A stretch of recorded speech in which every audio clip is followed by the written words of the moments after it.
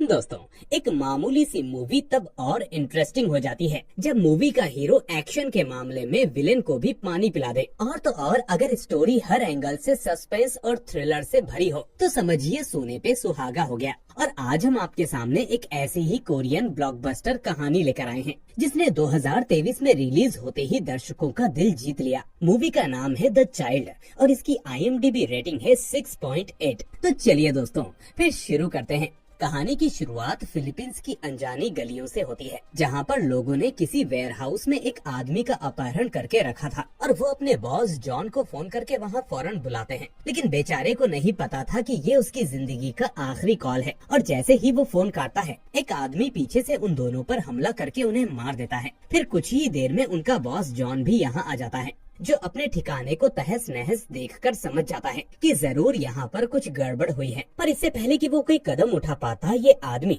एक एक करके इन्हें मौत के घाट उतार देता है। हैरत की बात तो ये थी कि ये आदमी कोई और नहीं बल्कि वही शख्स था जिसे इन लोगों ने चंद मिनटों पहले किडनैप किया था। यानी कि ये कहना बिल्कुल भी गलत नहीं होगा कि जिस आदमी का ये अपहरण करके ले आए थे वो शायद अपनी मर्जी से यहाँ आया था ताकि इन सबको मार सके। दिलचस्प बात तो ये है कि ये आदमी इस कहानी का सबसे बड़ा टर्निंग पॉइंट है, लेकिन फिर भी इसके नाम का जिक्र कहीं नहीं किया गया। इसलिए हम इस खतरनाक हत्यारे को रॉबिन हुड कहकर बुलाएंगे। वहीं दूसरी तरफ हमारी मुलाकात मार्को से कराई जाती है, जो कि एक बॉक्सर हुआ करता है और अपनी रोजी रोटी के लिए गैर कानूनी फाइट किया करता है। रोजाना की तरह आज भी मार्को चंद रुपयों के लिए लड़ाई लड़ रहा था। दर्शकों के बीच यहाँ हमारी नजर रॉबिन हुड पर जाती है, जो कि बहुत गौर से मार्को को देख रहा होता है। अब वो यहाँ मार्को की फाइट क्यों देख रहा है, आखिर उसका इससे क्या कनेक्शन है, इसका जवाब हमें आगे मालूम पड़ेगा। लेकिन अभी हमें ये जरूर मालूम पड़ता है कि मार्को के इस तरह पैसा कमाने की मजबूरी उसकी माँ है, जो कई महीनों से बीमार चल रही थी और उनके इलाज के लिए उसे ज्यादा से ज्यादा पैसों की जरूरत थी। इसके बाद वो अपने अंकल ली से मिलता है, जो एक चाइल्ड केयर सेंटर ऑपरेट करते हैं। यहाँ मार्को अपने पिता के बारे में उनसे पूछने आया था, जो कई साल पहले घर छोड़कर जा चुके हैं, मगर अंकल ली को अब तक उनके बारे में कोई सुराग नहीं मिला था। दरअसल मार्को के पिता एक कोरियाई थे, जो उसके पैदा होने से पहले ही उसकी माँ को छोड़कर वापस कोरिया चले गए थे। और आज जब उसकी माँ की हालत नाजुक बनी हुई थी तो उसे अपने पिता की जरूरत थी ताकि वो कुछ पैसों का जुगाड़ करके उनका इलाज करवा सके। इन्हीं सब चिंताओं को हल्का करने के लिए वो एक बार में जाता है, जहाँ पर उसकी मुलाकात जस्टिन नाम के एक आदमी से होती है, जो कि एक दूसरे को काफी अच्छे से जानते हैं। जस्टिन उससे कहता है कि कल रात मैं एक ज्वेलरी शॉप में चोरी करने वाला हूँ और अगर तुम मेरा इसमें साथ देते हो तो लूट के 20% का माल मैं तुम्हें दे दूंगा। अपनी माँ की जिंदगी बचाने के लिए मार्को किसी भी हद तक जाने को तैयार था और वो इसके लिए राजी हो जाता है। अगली रात दोनों चोरी करने के लिए निकल जाते हैं। यहाँ जस्टिन उसे एक हैंडगन देकर कहता है कि तुम बस किसी तरह पीछे जाकर इस दुकान की बत्ती गुल कर दो, बाकी के काम मैं खुद कर लूंगा। जैसे ही मार्को पीछे की तरफ जाकर लाइट कट करने की कोशिश करता है, तभी उसके सामने वो ढेर सारे लोगों को देखता है जो उसे मारने के लिए बहुत ही पहले से यहाँ बेकरार बैठे थे। मार्को खुद को बचाने के लिए गन का इस्तेमाल करता है तो मालूम पड़ता है कि उसमें तो एक भी गोली नहीं है, जिससे उसे समझते देर नहीं लगती कि जरूर जस्टिन ने उसे फंसाया है। किसी तरह मार्को अपने आप को उनके चंगुल से बचाकर भाग रहा होता है और अचानक एक गाड़ी से टकराकर वहीं गिर जाता है। गाड़ी के सामने गिरा देखकर वो गुंडे भी उसे छोड़ देते हैं और वहाँ से चले जाते हैं। अब गाड़ी से यून नाम की एक लड़की उतरती है और अपनी गलती के लिए उससे माफी मांगती है। साथ ही साथ वो उसका इलाज करवाने के लिए अस्पताल में लेकर जाती है। पर हैरानी की बात ये थी कि मार्को को एक भी खरोच तक नहीं आई थी, लेकिन फिर भी ना जाने क्यों यून उसकी बॉडी का फुल चेकअप करवा रही थी, जो बड़ी ही विचित्र बात थी। और उसने ऐसा क्यों किया था, इसका जवाब भी आगे कहानियों की कड़ियों को जोड़ते हुए मिल जाएगा। सभी चीजों के बाद यून उसे कुछ पैसे देकर एक बार फिर से अपनी गलती के लिए माफी मांगती है और उससे पूछती है कि तुम कोरियन तो नहीं लगते, तो फिर इतनी अच्छी कोरियाई कैसे बोल लेते हो, कहीं तुम कोपिनो तो नहीं हो। ये सुनकर मार्को बिल्कुल शांत हो जाता है और उसकी बातों को इग्नोर करके वहाँ से चला जाता है। असल में कोपिनो उन लोगों को कहा जाता है जिनके माता पिता में से कोई एक फिलिपिनो और दूसरा कोरियन होता है। ये शब्द फिलिपिन के लोगों के लिए किसी बेइज्जती से कम नहीं, और शायद मार्को को भी यून के मुंह से ये शब्द बिल्कुल नहीं भाता।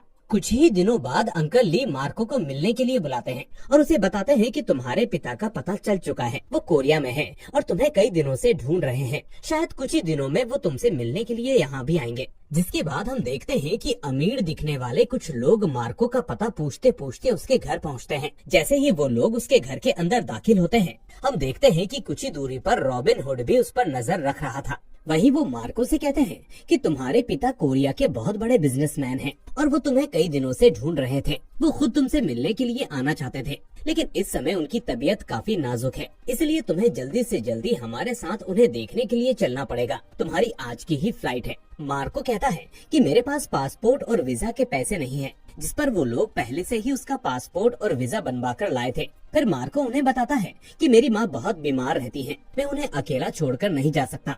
तो यहाँ पर भी उन्होंने इसकी व्यवस्था करके रखी थी। उन लोगों ने उसकी माँ की देखभाल के लिए एक नर्स और खर्च करने के लिए सारे पैसों का बंदोबस्त किया था। साथ ही साथ ये लोग मार्को को ये भी बताते हैं कि जब तक वो अपने पिताजी से मिलने के लिए कोरिया नहीं जाएगा, तब तक उसे उसकी माँ के इलाज का पैसा भी नहीं मिल पाएगा। तो ऐसे में मार्को उनके साथ कोरिया जाने के लिए रेडी हो जाता है। दूसरी तरफ हमें कोरिया का दृश्य दिखाया जाता है, जहां मार्को का सौतेला भाई हान अपने भाई का बेसब्री से इंतजार कर रहा था। वो हान ग्रुप के अध्यक्ष के साथ साथ कोरिया का बहुत ही बड़ा गैंगस्टर भी हुआ करता है। यहाँ उसके पास फिलीपींस गए उसके लोगों का फोन आता है, जो बताते हैं कि काम हो चुका है और हम तुम्हारे भाई को लेकर वापस आ रहे हैं। ये सुनकर हान मन ही मन मुस्कुराता है और अपने पिता के पास एक कमरे में जाता है, जो वाकई वेंटिलेटर पर थे। उनकी हालत काफी नाजुक थी। वो उनसे कहता है कि हमने तुम्हारे नाजायज बेटे को ढूंढ निकाला और वो तुमसे मिलने के लिए कल ही आ रहा है। तुम्हें तब तक जिंदा रहना पड़ेगा। उधर कभी ना ट्रेन पर सफर करने वाले मार्को को जब प्लेन के बिजनेस क्लास में बैठाया जाता है तो वो दंग रह जाता है।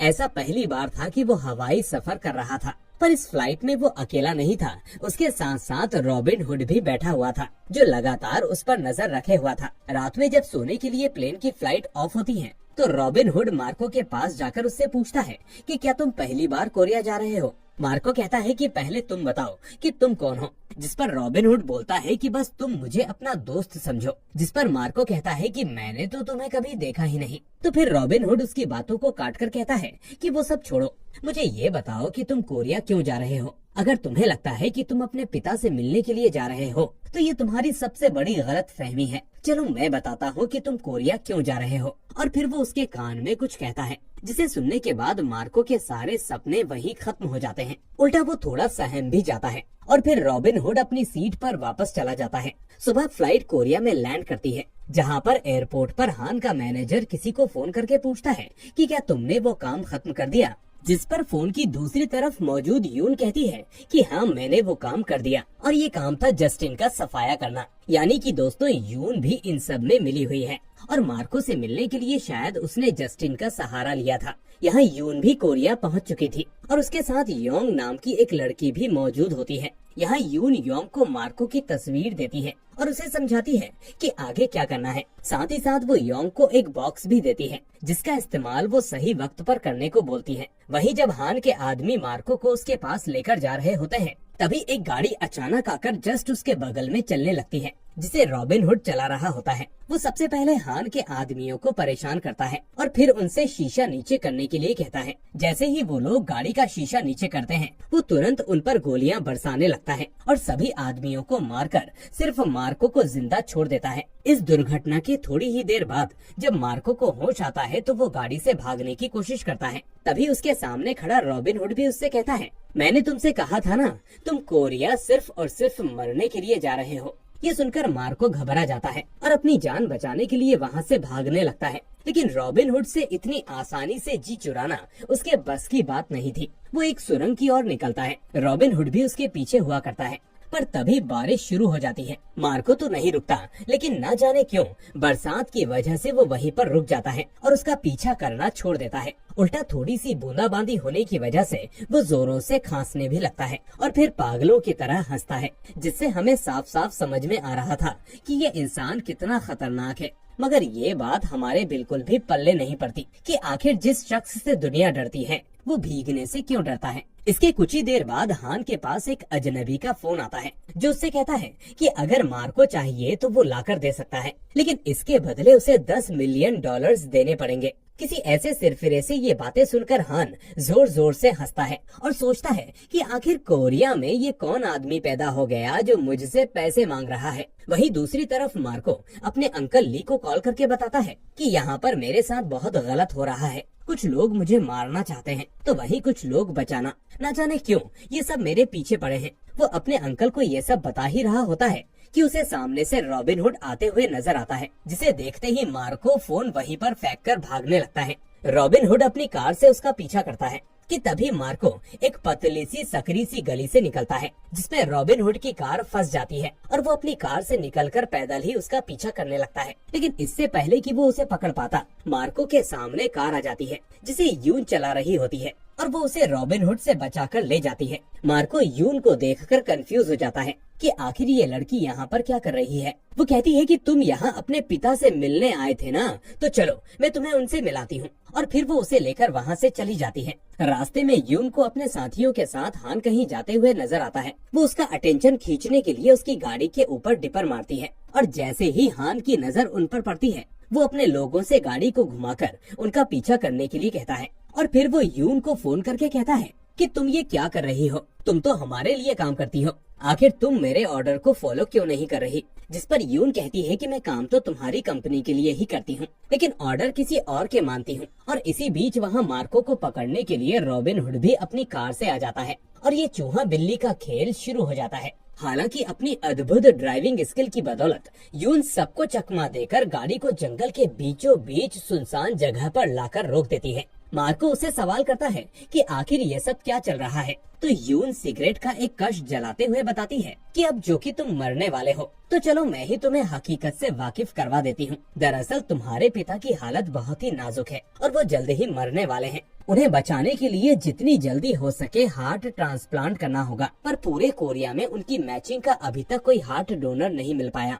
इसलिए डॉक्टर के मुताबिक इस बात की बहुत ही ज्यादा पॉसिबिलिटीज हैं कि ब्लड रिलेशन वालों का हार्ट मैच हो सकता है। बस तभी से हम तुमको ढूंढने में लगे और जब तुम मिले तो उस दिन से मैंने जस्टिन को कुछ पैसे देकर एक प्लान बनाया और जानबूझकर तुम्हें गाड़ी से ठोका। फिर अस्पताल में तुम्हारी सारी बॉडी चेकअप करवाई जिसमें मालूम पड़ा कि सब कुछ लगभग मैच कर रहा है। मार्को बोलता है तो फिर तुम मुझे क्यों मारना चाहती हो, जिस पर यून बोलती है कि असल में मैं हान की बहन योंग के लिए काम करती हूँ और योंग बिल्कुल नहीं चाहती कि ये हार्ट ट्रांसप्लांट हो और उसके पिता की जान बच जाए, क्योंकि तुम्हारे पिता अगर बच गए तो हान किसी तरह उनसे सारी प्रॉपर्टी और बिजनेस अपने नाम करवा लेगा और अगर ऐसे में वो मर गए तो ऑटोमेटिकली ये सब कुछ दो हिस्सों में बट जाएगी जहां योंग को अपना हिस्सा मिल जाएगा। बस इसीलिए उसने तुम्हें मारने के लिए मुझे भेजा है। इसके बाद जैसे ही यून मार्को को मारने के लिए उसकी कनपटी पर बंदूक लगाती है तभी वहाँ पर रॉबिन हुड पीछे से उसकी गाड़ी को ठोक देता है और सब कुछ उथल पुथल हो जाता है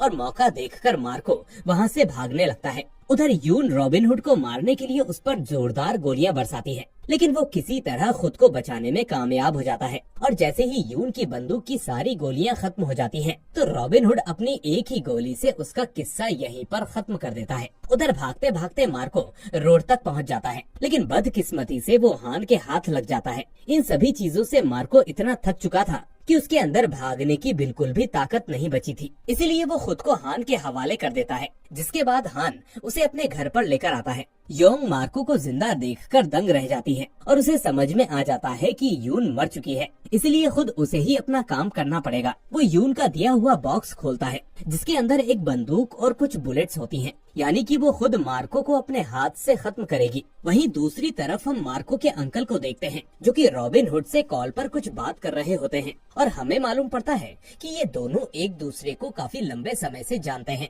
और इनका कोई ना कोई कनेक्शन जरूर है। उधर हान मार्को को उसके पिता से मिलवाता है, जहां पहली बार अपने पिता को देखकर मार्को को थोड़ा अफसोस होता है। अब हान मार्को और अपने पिता के साथ एक सेल्फी लेता है और फिर डॉक्टर से ऑपरेशन की तैयारी शुरू करने को कहता है। ये सुनते ही मार्को समझ जाता है कि वो लोग उसके साथ क्या करने वाले हैं, इसलिए वो भागने की कोशिश करता है, मगर हान के आदमी उसे अपने शिकंजे में जकड़ लेते हैं और फिर डॉक्टर उसे बेहोशी का इंजेक्शन देकर सीधे ऑपरेशन थिएटर में लेकर जाते हैं। जल्दबाजी में इंजेक्शन सही तरीके से नहीं लग पाता, जिसके कारण ऑपरेशन थिएटर में अचानक से मार्को की आंखें खुल जाती हैं। डॉक्टर्स फौरन उसे इंजेक्शन देकर फिर से बेहोश करने की कोशिश करते हैं, लेकिन तभी उनमें से एक डॉक्टर उन सभी को मौत के घाट उतारने लगता है और ये आदमी रॉबिन हुड होता है, जो चोरी चुपके इन डॉक्टर्स की टीम में शामिल हो गया था। वो हान को यहाँ से ले जाने की तैयारी में जुट जाता है, पर ये काम इतनी भी आसानी से होने वाला नहीं था, क्योंकि दरवाजे पर हान अपने आदमियों के साथ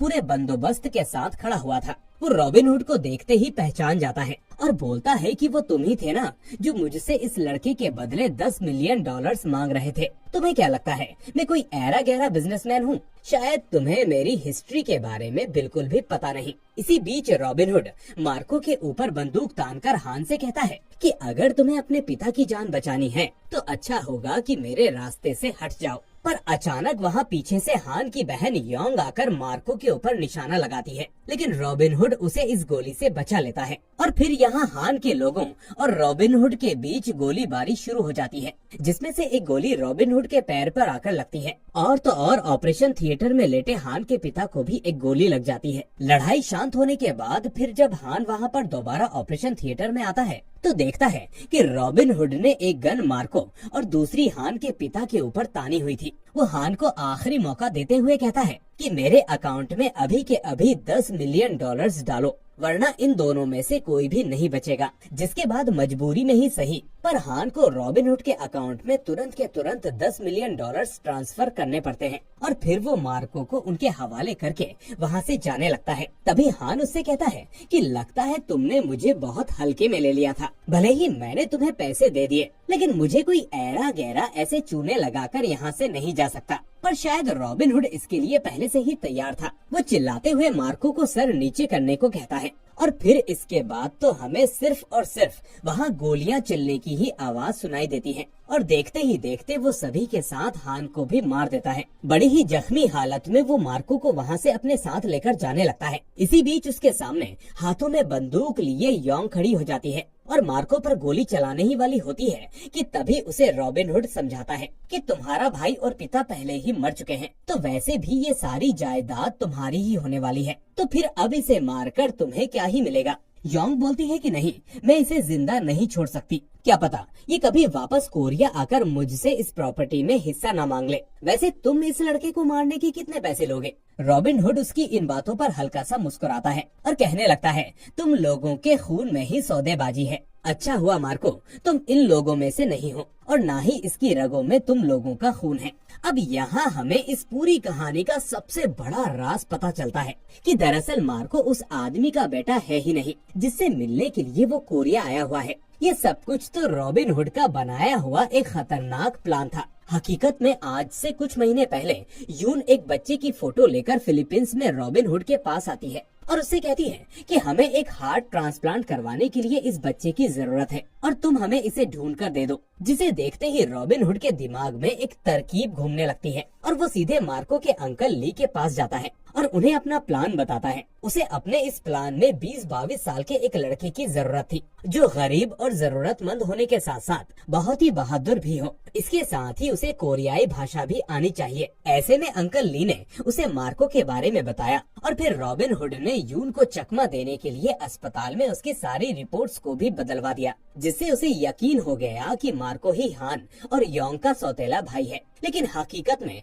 उसका उनके परिवार से दूर दूर तक कोई लेना देना नहीं था। वो सब कुछ तो रॉबिन हुड ने पैसों के लिए किया था। वो मार्को की हौसला अफजाई करते हुए कहता है कि तुम डरो मत, जो पैसा मुझे हान से मिला है इसमें तुम्हारा भी हिस्सा है, ताकि तुम अपनी माँ का इलाज करवाकर एक अच्छी खासी जिंदगी जी सको। इसके अलावा मैंने अंकल ली से तुम्हें जिंदा फिलीपींस लाने का वादा किया था। इसके बाद हमें कुछ महीनों बाद का दृश्य दिखाया जाता है जहाँ पर रॉबिन हुड के दिए हुए पैसों से मार्को की माँ का सफल इलाज हो जाता है। रॉबिन हुड मार्को की माँ को देखने के लिए अस्पताल आता है, जहाँ पर दोनों पार्क में चलते चलते थोड़ी बहुत बातें करते हैं। इसी दौरान रॉबिन हुड बेहद अजीब तरीके से जोर जोर से खांस रहा होता है। ये देखकर मार्को उससे कहता है कि जरूर तुम्हें किसी डॉक्टर को दिखाना चाहिए, मैं तुम्हें काफी समय से ऐसी खांसी से जूझते हुए देख रहा हूँ। रॉबिन हुड बोलता है कि शायद मुझे कोई बहुत ही गंभीर बीमारी हो और मैं नहीं चाहता कि डॉक्टर इसका खुलासा करे, जिससे कि आगे की जिंदगी मुझे डर डर कर जीना पड़े। इसी इसलिए जो होगा वो देखा जाएगा।